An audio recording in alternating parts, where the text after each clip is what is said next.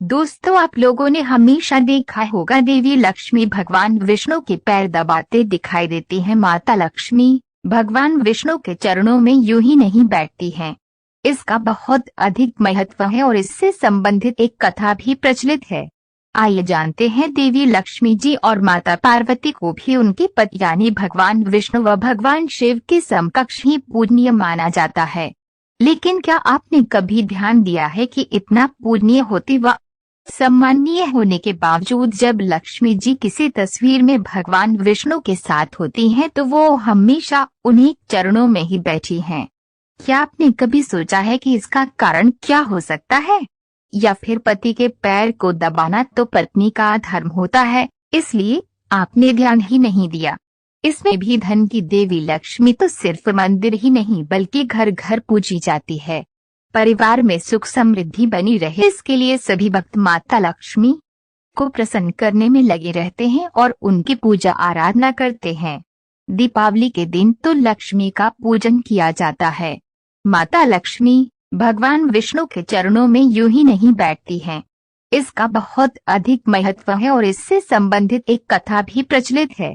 आइए जानते हैं। दोस्तों, अगर हमारे वीडियो को अभी तक लाइक करना किया हो तो वीडियो को लाइक और अगर चैनल में नए हैं तो चैनल को सब्सक्राइब करके बेल आइकन को भी प्रेस कर ले ताकि ऐसी ही नॉलेजेबल वीडियो का नोटिफिकेशंस आप तक पहुंचता रहे। धन्यवाद। भगवान विष्णु ने उन्हें अपने पुरुषार्थ के बल पर ही वश में कर रखा है।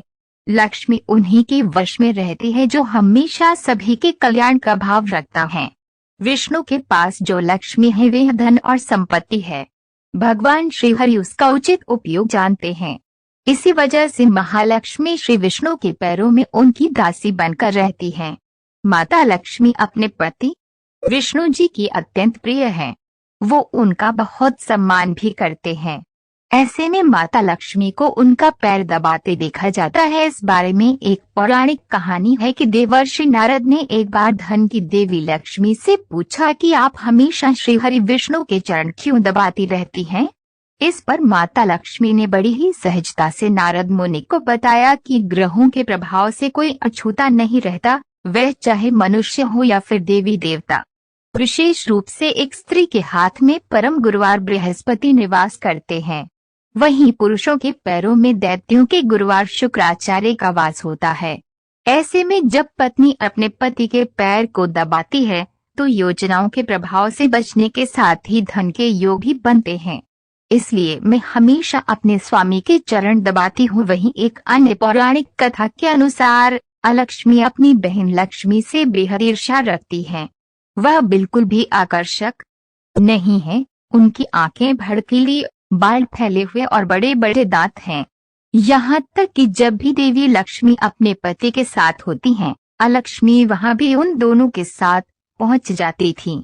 एक बार ऐसा हुआ, अलक्ष्मी बार बार ही अपनी बहन से मिलने जाती थी, मगर वो अक्सर ही अपनी बहन से तब मिलने जाती थी जब माता लक्ष्मी भगवान विष्णु के साथ हों और कुछ निजी पल साथ बिता रहे हों। एक बार अलक्ष्मी अपनी बहन के पास पहुंची जब वो अपने प्रभु के पैर को दबा रही थी।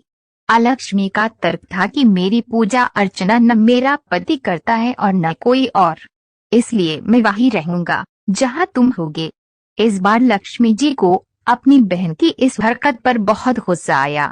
इस पर देवी लक्ष्मी क्रोधित हो गई और आवेग में उन्होंने अलक्ष्मी को श्राप दिया कि मृत्यु के देवता तुम्हारे पति हैं और जहाँ भी गंदगी, ईर्ष्या, लालच, जलन, दुर्भावना, रोष, आलस्य जैसी नकारात्मक स्थिति होगी, तुम वहीं रहोगी।